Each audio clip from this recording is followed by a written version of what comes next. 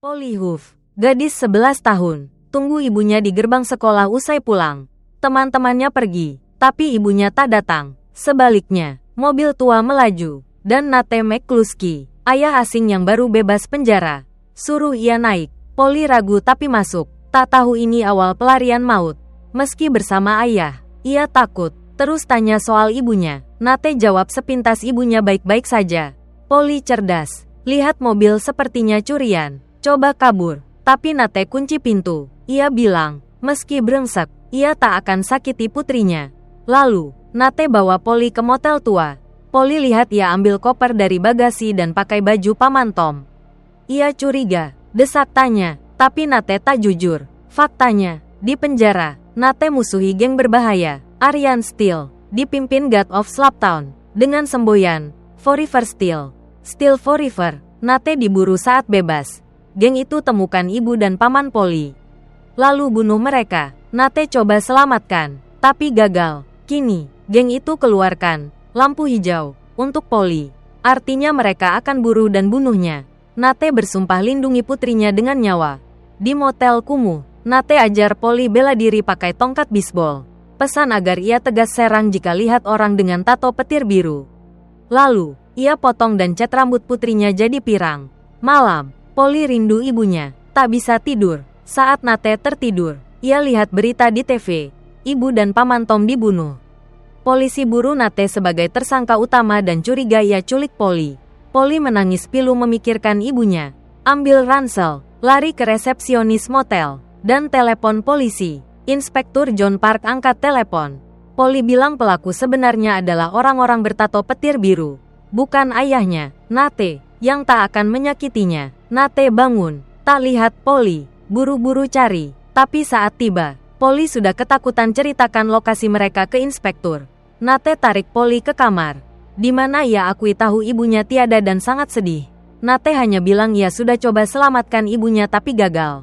Polly desak ayahnya pergi. Tiba-tiba, sirene polisi mendekat. Mereka buru-buru bawa barang, kabur lewat pintu belakang motel.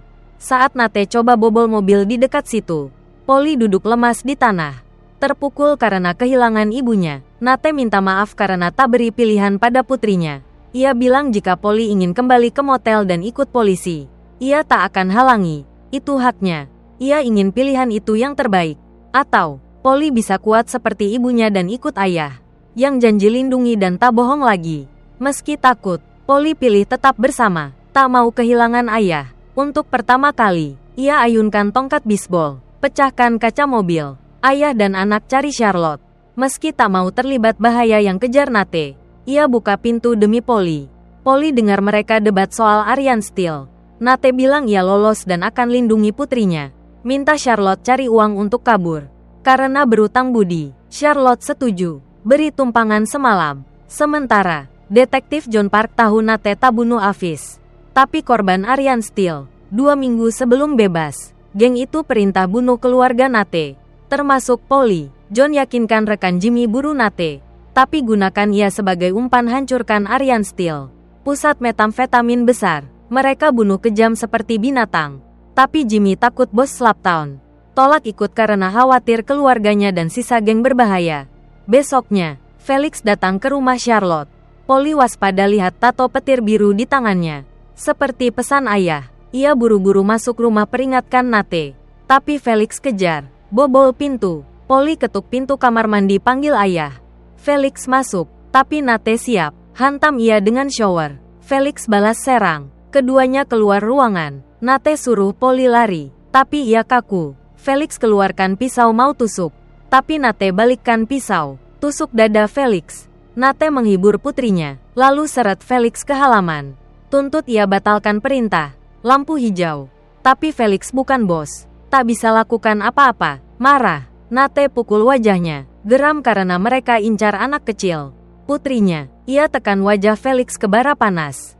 Ingin tunjukkan pada bos Slaptown nasib anak buah Blue Bolt yang dikirimnya. Polly, dari jendela, saksikan semua. Lalu, Nate ajak Polly kabur dari rumah Charlotte. Di kereta, saat Nate hitung biaya perjalanan, Polly cepat bantu kalkulasi, buat Nate kagum sekaligus bangga. Polly tegas mau bicara soal ucapan Charlotte. Ia kira Nate hanya cinta ibunya. Nate jujur bilang ibu Polly sudah tak cinta padanya sejak lama. Dan Charlotte kini tak punya alasan mencintainya. Buktinya ia nyaris bunuh mereka. Polly bilang setidaknya Charlotte merasa bersalah. Nate jawab ia tak pantas dicintai. Keduanya saling pandang, lalu tertawa. Nate lihat Polly cerdas dan kuat. Polly pun makin percaya pada ayah. Malam itu, mereka rencanakan rampok toko serba ada untuk biaya kabur. Nate amati luar, lihat pemilik sudah pergi. Ia suruh Polly kunci pintu mobil. Tetap di dalam, dan janji bawa snack. Nate tutup wajah, pegang pistol, ancam kasir serahkan uang. Ia coba ambil sekantong snack untuk Polly. Saat hampir selesai, pemilik tiba-tiba kembali. Lihat perampokan, ambil pistol dari mobil. Polly bunyikan klakson terus-menerus untuk peringatkan ayah. Untung, Nate lihat dan hindari peluru. Ia dorong beberapa kotak barang untuk hadang pemilik. Lalu lari. Tak disangka, pemilik jago menembak. Buat Nate susah payah kembali ke mobil. Mereka kabur cepat. Beruntung, hanya kaca mobil pecah. Dan mereka berhasil lolos. Saat kira sudah lolos, mobil polisi tiba-tiba kejar mereka. Nate tetap tenang. Suruh Polly pasang sabuk pengaman. Lalu tancap gas, melaju zigzag melewati jalan. Polisi masih buntuti ketat. Mobil polisi mendekat, buat kedua mobil berputar. Nate amati, lihat mobil polisi masih jalan. Ia percepat laju, lewati persimpangan. Tiba-tiba, mobil polisi ditabrak kendaraan lain. Ayah anak lolos, tapi Nate ingat luka di pahanya. Nate bawa Polly ke tempat istirahat truk dekat gereja. Polly beli antiseptik dan baju untuk ayah. Nate minta Polly bantu lepas sepatunya. Seperti dulu ia bantu saat giginya tanggal. Meski Polly tak ingat jelas. Setelah potong celana, ia suruh Polly tuang hidrogen peroksida ke luka. Ia biarkan peluru di paha. Lalu balut. Polly cerita soal tugas sekolah gambar keluarga. Ia tak mau gambar. Bilang ia Yahudi. Ibunya jemput ke gereja. Bilang kalau mau jadi Yahudi, lakukan saja. Cerita lucu itu buat Nate lupa sakit. Saat Polly buang sampah, anggota Blue Bolt datang, arahkan pistol ke arahnya. Polly kaget tapi hindari peluru. Lari sembunyi di bak sampah. Saat pria itu buka pintu, Nate tangkap dia. Polly cepat tutup pintu. Klem tangan pria itu. Nate coba kuasai dia. Pria itu sebut Nate pengkhianat. Polly dari belakang ambil pistol. Tembak hingga pria itu jatuh. Nate tenangkan Polly, minta pistolnya. Lalu ia urus pria itu. Nate masuk. Bilang ia tak mau Polly tembak lagi. Karena Polly adalah hal terbaik. Tak boleh hancur. Mereka terpaksa tinggalkan tempat itu meski belum istirahat. Detektif Park, lewat koneksi polisi setempat, tahu soal penembakan. Ia tiba di lokasi. Temukan jasad anggota Blue Bolt. Menurut polisi setempat, rekannya Mitchen King, temukan insiden saat patroli. Park cari orang untuk lacak posisi Mitchen demi petunjuk. Nate kendarai mobil bawa Polly ke daerah semi gurun. Mereka tinggalkan mobil, jalan kaki. Jika sampai perbatasan Meksiko, mereka aman. Saat itu, Park tiba, lihat siluet pria dan anak kecil di depan. Pasti Nate dan Polly. Ia kejar dengan mobil. Nate suruh Polly jongkok, arahkan pistol ke Park. Park minta Nate turunkan senjata untuk bicara. Ingin bahas cara batalkan perintah bunuh keluarga Nate dari Aryan Steel. Nate setuju di borgol Park. Meski begitu, Park bawa makanan untuk mereka. Polly bantu ayah makan sedikit. Park tahu Nate gabung Aryan Steel untuk perlindungan di penjara. Tapi karena Chuck Hollington mati dan Nate mau keluar dari kelompok jahat itu, ibu Polly dibunuh. Kini Nate di sini. Tapi Aryan Steel tak akan cabut. Lampu hijau. Park usul Nate jadi kuda untuk hancurkan Troy, milik Aryan Steel. Nate harus menyusup ke Slaptown, lab pusat mereka, dipimpin Samuel Hauser, yang menyebut diri dewa. Hauser adalah kepala polisi, punya orang dalam di mana-mana. Kebanyakan polisi, di sini, ia hukum itu sendiri. Park ingin ungkap Hauser tapi tak tahu siapa saja yang disuap.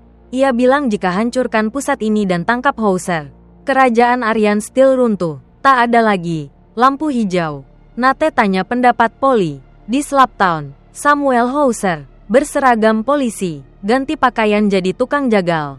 Ia membedah perut seseorang yang bawa barang lewat wilayah Aryan Steel. Di sebuah motel, Polly bilang pada ayahnya bahwa John Park polisi jahat. Mereka bisa laporkan dia, tapi Nate bilang jika melapor, Mereka justru menyerahkan diri dan tak dapat apa-apa. Nate tak percaya Park, tapi Polly boleh percaya karena Nate yakin Park akan baik padanya. Jika terjadi sesuatu, percayalah pada Park. Nate tak mau bahas Park lagi. Ia ingin manfaatkan waktu untuk tahu lebih banyak tentang Polly. Seperti cita-cita masa depan, Polly bilang ia tak terlalu peduli karena dewasa membosankan. Tapi mungkin ingin jadi penari. Nate peluk Polly, yakin ia bisa. Pasti lebih pintar dari ayahnya. Ia ingin Polly tahu betapa ia mencintainya. Detektif Park beri Nate peralatan. Lalu ajarkan cara dapatkan informasi dari seorang koki. Setelah selesai, Nate akan jadi Dave Rubin. Park janji jaga Polly. Nate pamit pada Polly, bilang ia ingin Polly berani dan kuat. Mereka berpelukan penuh kasih. Nate janji kembali. Saat John jaga Polly, Jimmy datang. John buru-buru tulis catatan suruh Polly tetap di kamar mandi. Ternyata Jimmy mata-mata Aryan Steele. Dibayar untuk tutup mata pada banyak kasus geng hingga tak bisa mundur. Jimmy bilang Aryan Steele beri lampu hijau untuk John. Suruh hentikan kasus ini. John bilang ia sengaja serahkan Nate ke Aryan Steele untuk kelabui Jimmy. Tapi saat itu, Polly diam-diam kabur lewat jendela. Tak sengaja jatuh. Jimmy dengar suara, menoleh. John manfaatkan momen untuk rebut pistolnya. Mereka saling tembak. Polly ketakutan sembunyi di bak mandi. Akhirnya, suara tembakan reda. Polly peluk erat boneka beruang dalam ketakutan. John masuk, bawa Polly keluar. Di Slaptown, Nate baru tiba langsung dikepung anak buah Aryan Steele. Mereka tembaki mobil tempat Nate sembunyi. Akhirnya, Nate ditangkap, dipukuli brutal, lalu diserahkan ke Samuel Hauser. John tahu Nate terbongkar. Ia buru-buru telepon bala bantuan sambil nyetir. Nate digantung di rumah, disiksa agar ungkap info soal detektif Park. Apa yang Park tahu? Bicara dengan siapa? Nate tak mau bicara. Samuel ancam gantung Polly di situ. Nate bisik ke Samuel bahwa ia akan bunuh dia. Samuel yakin tak ada yang bisa bunuh Tuhan. Tapi Nate bilang cukup berhenti percaya pada Tuhan. Tiba-tiba, Samuel dengar sirene polisi. Detektif Park pimpin tim polisi ke Pung Slaptown. Suruh Samuel menyerah. Samuel, dalam baju jagal, tak takut, tembaki John. Polly manfaatkan kekacauan, lompat dari mobil, lari lewat hujan peluru cari ayahnya. Polisi dan anak buah Samuel bertempur. Banyak polisi gugur di bawah tembakan Aryan Steele. Polly, kecil mungil, amati situasi. Ia lewat belakang, tapi ketemu anjing galak. Lihat pintu, ia panjat tembok. Polly gunakan boneka beruang kesayangan untuk alihkan anjing. Lalu lari cepat masuk ke dalam.